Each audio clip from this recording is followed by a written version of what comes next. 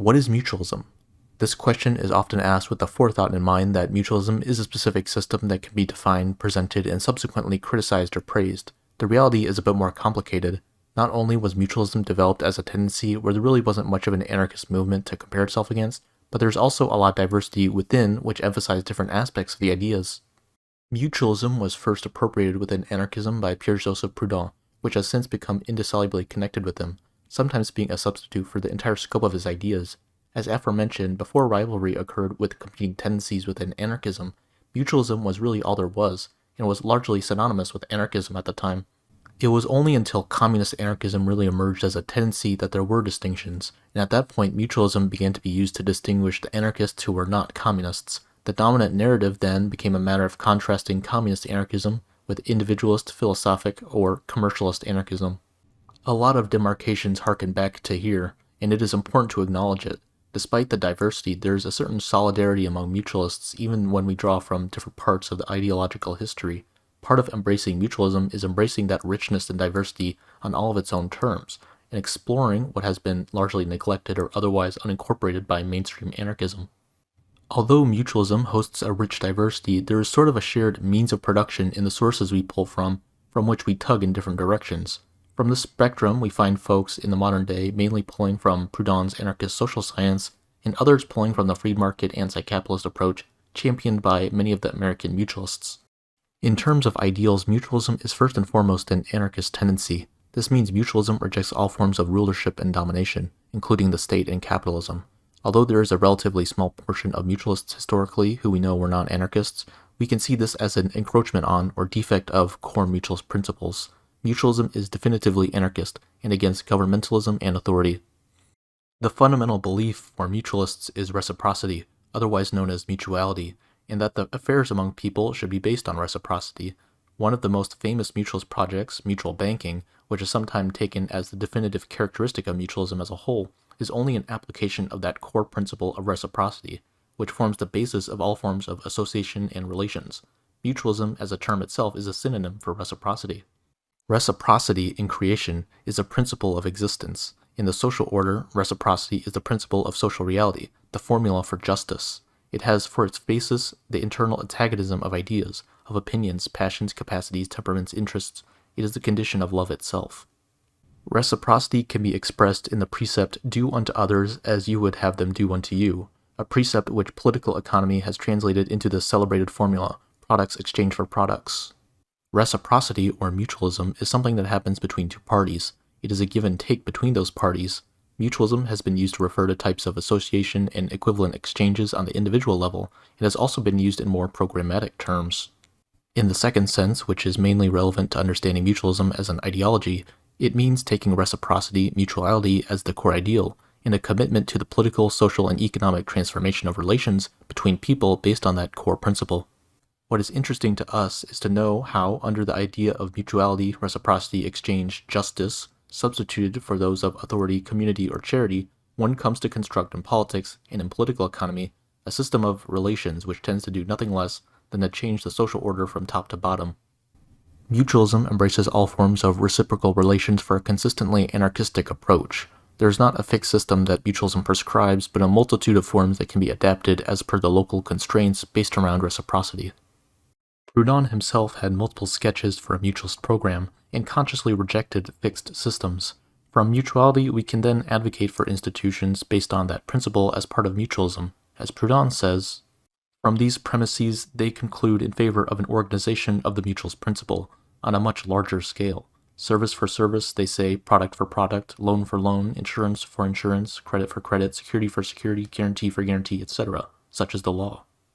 From this, all the institutions of mutualism are formed: mutual insurance, mutual credit, mutual aid, mutual education, reciprocal guarantees of job opportunities and markets, of exchange of labor, of the good quality and fair pricing of goods, etc. This is what mutualism intends to create. For a mutual society, a society based on reciprocity, Proudhon and most mutualists were advocates of market socialism, although this doesn't mean mutualists reject the kind of plurality of forms an anarchist society would feature.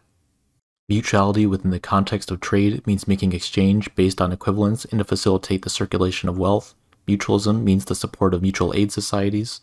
The means of production would either be owned and controlled collectively in the forms of cooperatives in social industry, or controlled under forms of self-employment for individual labor, or a plethora of other forms of management based on local conditions, with labor as the dictating force in command of its full product. Industries would then federate, fostering economic equality through mutuality of credit, insurance, and the like, connecting but not absorbing industries together. Land tenure would be based on actual possession or limited by genuine occupancy and use, eliminating the extractions of rent from pure ownership of the soil. We can see even more about what it means to be a mutualist, ironically enough, in the emerging diversification of anarchists, specifically the bouts within the First International between the mutualists and the collectivist currents. The main debate was whether to extend collective property outwards to agricultural land or whether it should be owned privately by its possessors. César de Pape, which we now know as a collectivist, advocated for the former position in a way that illustrates what mutualism is all about, and expresses a faithfulness to mutualism and as a follower of Proudhon. I am an adherent of mutualist socialism, which wants to realize the principle of reciprocity in all the transactions of men, but I do not consider the idea of the inclusion of the soil and social property as incompatible with mutualism. Quite the contrary. What indeed does mutualism demand? It demands that the product of labor belongs in its entirety to the producer and that this product only exchanges in society for an equivalent product, one costing the same amount of labor and expense, but the soil is not the product of anyone's labor, and the reciprocity of exchange is not applicable to it.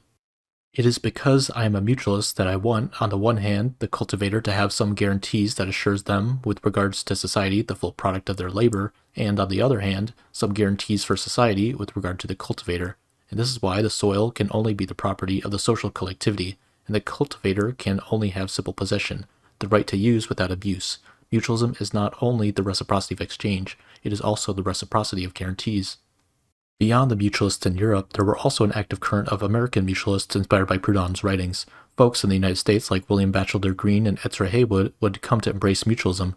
Greene in particular is known for the application of the mutualist principle in banking in the context of rural New England. From Greene, we can see the advocacy for social and economic transformation based on mutualism. Money and insurance at cost, occupancy and use as essentials to land ownership, adherence to the law of equal liberty and voluntary association, no compulsion for the non-invasive individual, all these are tenets of mutualism which can never be emphasized too strongly. Individualist anarchists such as Josiah Warren and Stephen Pearl Andrews would then come to be known as mutualists through these ideological links, influencing other American mutualists in their advocacy for individual liberty and equitable commerce, even if they personally didn't use the label. Benjamin Tucker would later draw upon many of these figures, although not being particularly faithful to any one of them, synthesizing a form of analysis on how certain monopolies acted as authoritarian barriers between the workers and a free economy, with labor in control of its working conditions and its entire product. Likely, Tucker's most standout characteristic as a mutualist would be his zealous and persistent advocacy for mutualist banking as an institutional reform. After Tucker was active in the anarchist movement, there was not much activity or progress for mutualism. What mutualists there were in the 20th century were largely isolated with nothing much to constitute a general movement. Right now, in the 21st century, we are sort of in a revival process, recovering and revitalizing mutualist ideas in modern contexts, and learning more about our mutualist past. For those who are seriously considering mutualism as an ideological tendency, I have compiled a selection of reading materials in 3 categories. First, I've selected short to medium-length articles introducing a lot of core mutualist concepts and mutualism's ideological history. Secondly are some more expansive pieces around 50 to 100 pages for beginners who want to dive into those core ideas in a more serious fashion. Thirdly are modern pieces for those thirsting for more advanced material, which require a bit of background knowledge beforehand to understand. I will link all books and articles in the description. Mutualism by Shawn P. Wilbur. Wilbur's piece on mutualism for the Palgrave Handbook of Anarchism is a useful starting point for newcomers to get the gist of the mutualist tendency and where to go from there. As a newbie, it would be useful to look for individuals, events, or projects that you take an interest in, which might direct further research, since Wilbur is pretty thorough in his treatment of the topic, journeying through much of mutualist history in the text. State-Socialism and Anarchism by Benjamin Tucker. Tucker does a wonderful job explaining mutualist and individualist anarchism, represented by Proudhon and Warren, in contrast to the authoritarian socialism of Karl Marx. It introduces Tucker's anti-monopolist stance as well. It ends with a poem comparing the two socialisms, comparing the libertarian and authoritarian wings of the socialist movement. Likely the most controversial part of it is the end, where Tucker disputes Kropotkin's claim to anarchism. Whether Tucker is accurate in the characterization is debatable, to say the least. After all, even Tucker does come around to say that voluntary communism is compatible with anarchism. Otherwise, it is a text that should be enjoyable to most anarchists. The Coming Era of Mutualism by Pierre-Joseph Proudhon. This short excerpt from Proudhon gives a taste of his aims for social and economic transformation based on the principle of mutualism. It also gives a taste of part of Proudhon's analysis based on contradictions or antinomies that was popular with both the French and American mutualists, and also hints at Proudhon's sociology with society as a collective being. Anarchism applied to economics and the economics of liberty, both by Laurance Labadie.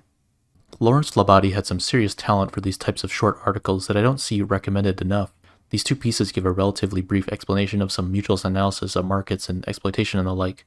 There's not much more to say beyond that, other than it is a useful starting point to get the gist of the basics. The Economics of Anarchy by Dyer Lum. Lum's booklet, The Economics of Anarchy, is one of my favorite pieces to recommend beginners. It is a relatively short and succinct explanation of a lot of economic applications of mutualism, ranging from land tenure to mutual credit to insurance. Lum frames the book as measures of evolution from a society of the militant type, one characterized by rigidity and authority, to one of the industrial type, based on voluntary cooperation and equal opportunity. What is Mutualism by Clarence Swartz. Swartz's exposition of mutualism does well to cover much of the main topics and is particularly valuable for understanding mutualist thoughts within the context of the rise of the Soviet Union, since it was written in 1927, which was after mutualism was much of an active force. It is important to keep in mind that in his critiques of socialism, he is talking about state-socialism. With the rise of state-socialism in the 20th century, it was a relatively common practice for anarchists to abandon the socialist label due to its association with authoritarianism. It is also good to keep in mind while reading that Swartz is presenting mutualism on somewhat revised terms. In that sense, it can't be taken as a generalization for the beliefs of all mutualists per se. Voluntary Socialism by Francis Dashwood Tandy. Tandy gives a good introduction for a more hardcore market fundamentalist anarchism, as well as an exposition of egoism alongside of it. Tandy's book is one I love-hate the most. On the one hand, it provides some great introductions to core mutualist concepts like exploitation theory, mutual banking, critiques of violent revolution, and the like, but on the other hand, I find his critiques of cooperatives and his arguments in favor of private infrastructure unsatisfactory. Anyhow, it is a good systematic work explaining the core concepts and arguments when keeping in mind the other material on the list. Property is Theft by Iain McKay. I am not recommending the whole of this brick of a book, although it does contain a large amount of great works from Proudhon if you are adventurous. For an introductory reading list, I am recommending its introduction, The General Idea of the Revolution in the 21st Century. In the introduction, McKay offers some great information on Proudhon and a defense of a lot of his ideas from a modern standpoint that are invaluable to anyone who wants to grasp of Proudhon's mutualism. With that, it is important to keep in mind McKay's perspective when writing it, and that he is an anarcho-communist, and therefore his account is shaped in part by that. I would suggest reading Shawn Wilbur's review of the book as a supplement. The Philosophy of Progress by Pierre-Joseph Proudhon. The Philosophy of Progress is not only a very important piece in the context of Proudhon's career, but also one of his most straightforward works. It is essentially framed as a type of skeleton key for his thought, past, present, and future. It is a remarkable exposition of Proudhon's philosophy, illuminating topics from the most fundamental to the most complex. It is necessary for followers of Proudhon to know this piece, because it sets the stage and explains a lot of important aspects of his thought in his other works. For advanced resources on mutualism, I recommend both Studies in Mutualist Political Economy by Kevin Carson and the Contr'un blog by Shawn P. Wilbur. Both Kevin Carson and Shawn Wilbur have some important resources to learn about. Kevin Carson in Studies in Mutualist Political Economy does a lot to revitalize parts of mutualism in a modern setting, specifically in terms of value theory, as well as offer analyses that older mutualists have failed to elaborate on, specifically in terms of the state's role in primitive accumulation and its role in the 20th century commerce.